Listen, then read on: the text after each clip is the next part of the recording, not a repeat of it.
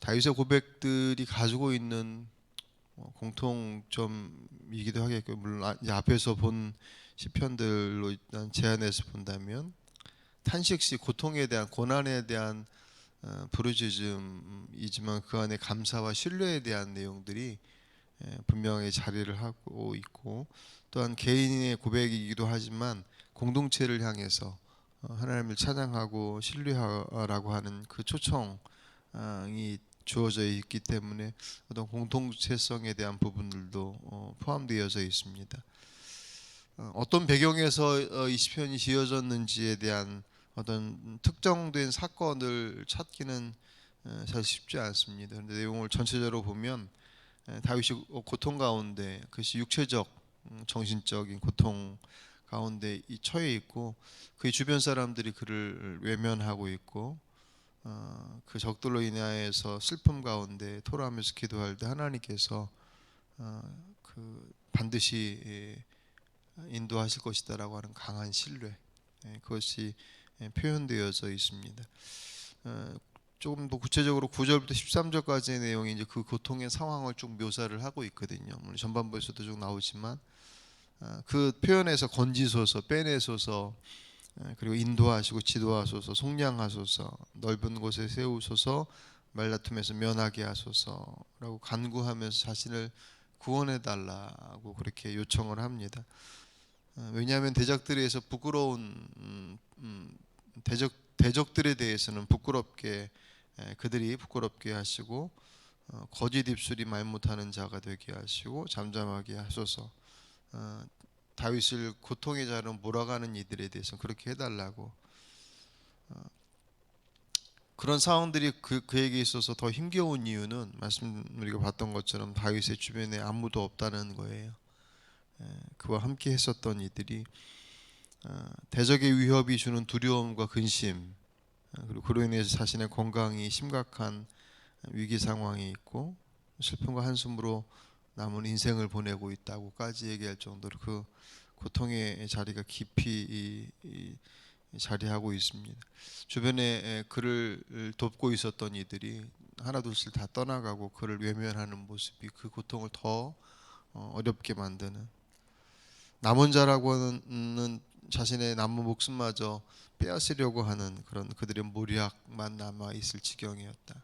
그러니까 어떤 구체적인 사건에 대한 내용들은 없지만 어차피 그런 의미에서 그 고통의 자리들의 적용의 내용들이 확 넓어지는 거겠죠. 우리들이 안에 가지고 있는 고통의 내용들도 그대로 다 적용이 될 수 있습니다. 그런 극심한 상황인데도 불구하고 다윗의 고백이 오늘 14절을 좀 보실까요? 14절이 있습니다. 여호와여, 그리하여도 나는 주께 의지하고 말하기를 주는 내 하나님이시라 하였나이다. 아멘. 세 번역에는 누가 뭐라고 해도 나는 주님만 의지하며 주님이 나의 하나님이라고 말할 것입니다. 아멘. 다윗이 이렇게 고백할 수 있었던 이유, 어떻게 그런 고백이 가능했을까? 첫 번째, 그는 하나님이 어떤 분이신지를 알고 있었다라고 고백을 해요. 하나님을 비유로 표현할 때 그는 견고한 바위이시고 구원의 산성이시고 반석이시다. 또 그분의 성품은 어떠냐면 공의와 진리를 가지고 계시고 인자와 은혜로우시고 놀라운 사랑의 하나님이시다라고 하는 그 하나님에 대해서 알고 있는 지식이, 그분이 어떤 분인지 알기에 그런 분이 자기가 그렇게 하나님을 의지하는 자신을 버리실 리 없다는 거예요.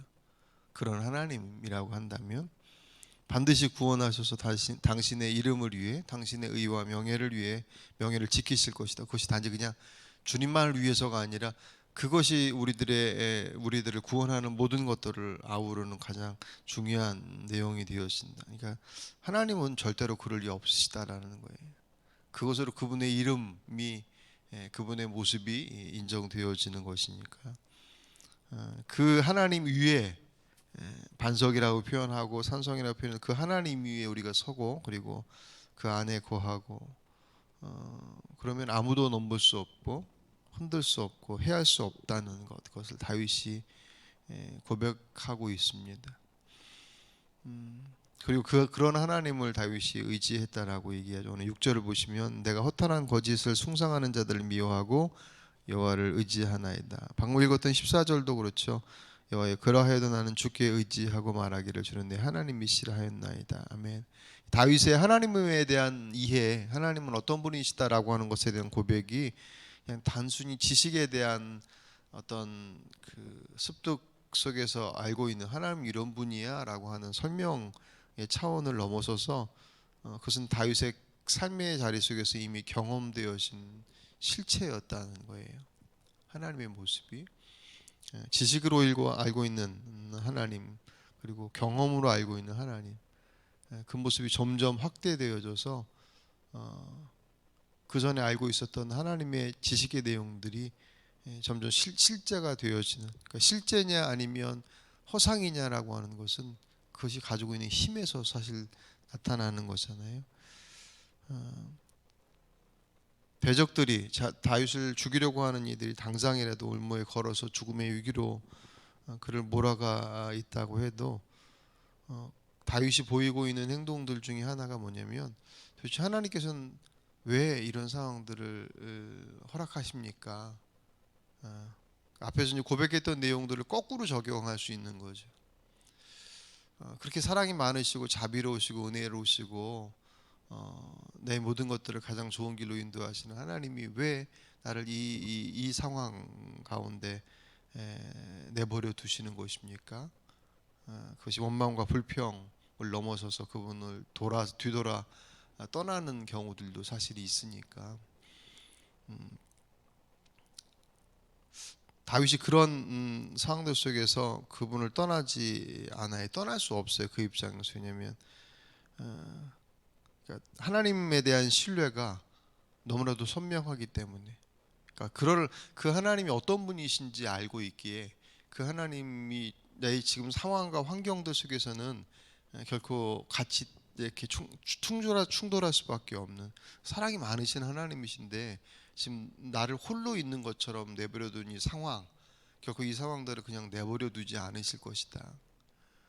그러니까 어떤 이들의 적용은 왜 그런 상황들이 있습니까라고 하는 것으로 원망의 내용으로 하나님을 아는 것을 잘못 적용한다면, 다윗의 고백은 우리가 앞에서 쭉 살펴봤던 것들과 맥을 같이 하는 부분이 그 하나님 앞에 그런 상황들에 대한 원망들에 대한 표현들이 별로 없어요. 물론 인간적으로 바라볼 때 아예 없지 않았겠죠. 그 안에도 하소연도 있을 것이고 또 물음, 주님 앞에 도대체 왜라고 하는 물음도 있었겠죠. 그런데 그것이 다윗의 고백의 중심을 잡지 못하게 했다는 거예요. 좀 다른 표현이라면 루터가 죄가 내 안에 자리 잡는 것에 대한 책임을 얘기할 때, 하늘의 머리 위로 막 그 새가 날아다니는 것은 그건 어쩔 수 없지 않느냐. 뭔가 죄에 대한 생각들이 내 안에서 이런 생각도 들고 저런 생각도 들고, 그거에 뭐 어쩔 수 그럴 수 있다. 하지만 그 날아다니는 새가 내 머리 위에 내려서 머리에다 둥지를 딱 틀면 그건 이제 그 사람의 책임이라는 거죠. 죄가 왔다 갔다 하다가 이런 생각 저런 생각을 하지만 내 머릿속에 딱 자리를 잡아서 구체적인 무언가를 계획한다면, 예수님께서 말씀하셨던 것처럼 이미 그것은 행한 것과 다르지 않다라고 하는 것처럼, 하나님에 대한 이해, 하나님에 대한 생각들이 그의 안에서 어떤 모습으로 자리 잡느냐. 다윗에게 있어서는 적어도 그분을 신뢰했기 때문에 그분을 의지할 때 의지하지 않고서 정말 필요할 때예요. 하나님을 정말 의지해야 될 정말 중요한 시기인데 그 하나님을 의지하지 못하고 환경에 휘둘려 버리는 그런 경우들이 우리 안에서 많이 사실 목격이 되었습니다. 그가 하나님을 모르는 게 아니에요. 하나님을 알아요. 근데 그 아는 그것이 지식으로 머물러 있을 때는 환경 속에서 그것을 이겨나갈 수 있는 힘이 없음을 확인하게 되죠. 야고보서 1장 6절에 보시면 오직 믿음으로 구하고 조금도 의심하지 말라. 의심하는 자를 마치 바람에 밀려 요동하는 바닷물결 같으니 이런 사람은 무엇이든지 주께 얻기를 생각하지 말라. 두 마음을 본 모든 일에 정함이 없는 자로다. 아멘. 예. 믿음으로 구하고 조금도 의심하지 말아라. 의심하는 자는 바람에 밀려 요동하는 것과 같은. 그래서 무엇을 얻기를 위해도 그는 받을 수 없다. 그러니까 아무리 많은 것을 알고 있어도 그분은 틀림없이 우리 길을 인도하실 거야라고 하는 지식을 내가 가지고 있어도 그것을 내가 신뢰하지 않는다면 과연 그것이 그 안에서 성취될 수 있겠느냐? 그럴 수 없다. 근데 사실 제가 본문을 보면서 제일 더 눈에 들어왔던 것은 다윗이 하나님을 알고 그 하나님을 신뢰하고 의지함이 아주 견고했다라고 하는 것보다 사실 먼저 선제적으로 있어야 할 내용이 뭐냐면 하나님께서 다윗을 알고 계신다는 거예요. 다윗이 아무리 하나님이 어떤 분인지를 알아도 그리고 그분을 신뢰하고 의지해도 만약 하나님께서 그를 모르신다고 한다면 이때 모르신다라고 하는 것은 하나님과 다윗이 관계 없는 그런 사이라는 것을 의미하겠죠. 그럴 리 없겠죠. 예를 들어서 그러는 거예요. 세계 최고의 부자가 빌 게이츠인데 어마어마한 재산을 소유했고 그리고 전 세계에 있는 그 어려운 이들을 돕는데 재단을 설립을 해서 특별히 질병에 관련되어진 것이나 그런 것들에 적극적으로 실천하는 사랑의 실천가임을 알아요. 인터넷 찾아보면 그가 어떤 이력을 가지고 있고 그의 가족이 누구며 그가 무엇을 좋아하고 뭐 그런 것들에 대해서 다 알 수 있습니다. 근데 그에 대해서 모든 것을 알아도 그가 나와 관계 없으니 그 지식이 힘이 없는 거잖아요. 그런 것처럼 하나님에 대한 지식이 아무리 넓고 많아도 그분이 나와 상관이 없다고 한다면 아무 소용이 없다. 오늘 7절 보시면 내가 주의 인자하심을 기뻐하며 즐거워할 것은 주께서 나의 고난을 보시고 환난 중에 있는 내 영혼을 아셨으며 아멘. 주님께서 내 모습을 보시고 나를 아신다는 거예요. 다윗이 일방적으로 하나님을 신뢰한 것이 아니다. 대단히 중요한 의미입니다. 우리가 다윗과 하나님과의 관계를 알고 있기 때문에 사실 그것은 기본으로 가지고 있고 그 하나님께서 그를 아신다라고 하는 것 위에 다윗이 그분 하나님을 더 깊이 알아가고 그 관계를 맺어서 더 깊이 알아가고 그분을 깊이 알아가면서 더 신뢰하게 되어지는 그 모든 것들이 확장되어지는 것이 가능한 것은 하나님이 그를 아신다라고 하는 것으로부터 출발되어지는 관계의 회복. 그 사실은 하나님께서 그를 아시는 것으로부터 출발되어지죠. 시편 139편 13절로 16절 보시면 그 시편 139편도 다윗의 시예요. 거기에 뭐라고 고백하고 있냐면 주께서 내 내장을 지으시며 나의 모태에서 나를 만드셨나이다. 내가 주께 감사하오며 나를 지으심이 심히 기묘하심이라. 주께서 하시는 일이 기이함을 내 영혼이 잘 아나이다. 내가 은밀한 데서 지음을 받고 땅의 깊은 곳에서 기이하게 지음을 받을 때에 나의 형체가 주의 앞에 숨겨지지 못하였나이다. 내 형질이 이루어지기 전에 주의 눈이 보셨으며 나를 위하여 정한 날이 하루도 되기 전에 주의 책에 다 기록되어 있나이다. 아멘. 다윗은 이토록 하나님께서 나를 너무나도 잘 아신다. 그때의 아심은 전지전능하심 때문에 알고 계시는 그런 아심이 아니라는 거예요. 그건 관계 속에서의 알을 의미합니다. 하나님께서 우리를 자녀 삼아 주시겠다고 하고 우리가 그 하나님의 사랑과 자비하심을 받아들여서 주의 은혜 가운데 구원함 받아서 주의 백성 되어서 하나님의 아버지로 고백할 수 있는 그 신앙의 첫 출발, 하나님께서 나를 아신다라고 하는 그것이 우리 안에서 선명할 때 오늘 다윗이 하나님을 알고 그분을 의지하고 간구하는 그 모든 내용들이 의미를 갖는 것입니다. 이 당연한 것을 말씀을 드리는 이유는 종종 우리들이 믿음은 일방적일 때가 많아요. 하나님께서 나를 아신다. 그리고 그분께서 내가 나를 아는 것보다도 그분께서 나를 아신다. 내가 지금 고민하고 정말 어려워하고 이 상황에 대한 것들, 그 상황에 대한 것 또한 주님께서 보고 계신다. 예.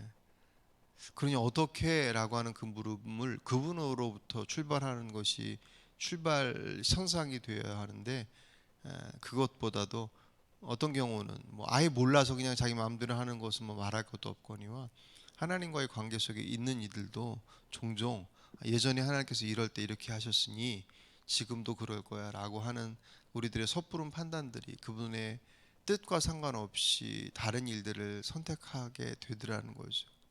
예. 믿음이 없어서도 아닌데, 진정한 믿음은 오늘 그분께서 내 지금의 삶을, 그러니까 그때 그렇게 하셨던 것도 그 하나님이신 것이 맞죠. 그분을 신뢰하는 것도 맞지만, 그럼 오늘 내게 말씀하시는 그분의 인도하심 무엇에 있느냐라고 하는 것에 귀 기울이는 것, 그것이 우리들의 오늘의 시간을 들여 예배하고 또 기도하고 주의 말씀을 따라서 결단하는 것을 통해서 확인이 되는 거겠죠. 그럴 때 우리의 믿음이 일방적이지 않고, 내가 열심히 간절히 주님 앞에 주님을 신뢰하며 구한다라고 하는 것 이전에 그분께서 나를 아시고 그분께서 내게 말씀하신다라고 하는 그것이 더 우선되지 않는다면 우리들의 신앙은 자칫 일방적일 수 있습니다. 오늘 19절부터 23절까지가 그 기도에 대한 응답을 감사하며 찬송하는 내용으로 가득 찼어요. 그러니까 앞에서 쭉 나왔던 그런 그 고백의 내용들이 그렇게 이루어졌음에 대한 것을, 하나님이 그러실 줄 알았어라고 하는 그 고백, 하나님 그러실 리 없어라고 하는 그 고백이 이루어지는, 어떻게 보면 그건 당연한 열매이죠. 그죠? 그래서 다윗이 이렇게 촉구해. 오늘 본문 24절 맨 마지막에 여호와를 바라는 너희들아 강하고 담대하라. 아멘. 여호와를 바라보는 너희들아, 여호와를 신뢰하는, 여호와를 기대하는 너희들아 강하고 담대하라. 왜요? 그분은 틀림없이